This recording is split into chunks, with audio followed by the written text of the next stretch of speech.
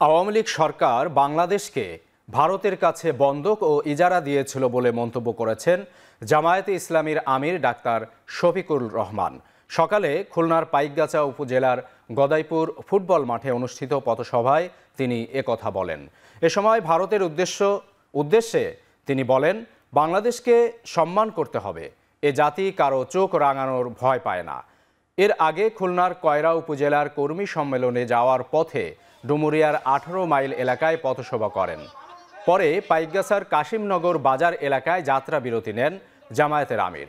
পথসভায় দলীয় নেতাকর্মীদের ঐক্যবদ্ধ হওয়ার আহ্বান জানান তিনি।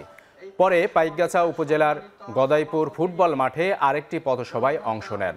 এ সময় আশপাশের বিভিন্ন এলাকা থেকে সমবেত হন হাজার হাজার নেতাকর্মী।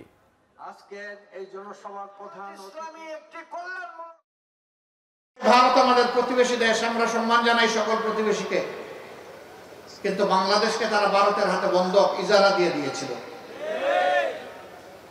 ভারত তার সকল দাবি চায় অথবা না চাই তাদেরকে আদায় করে দেওয়া হয়েছে। তখনকার প্রধানমন্ত্রী বলেছেন, ভারতকে এত দিয়েছি যে ভারত সারা জিন্দেগি স্মরণ রাখবে।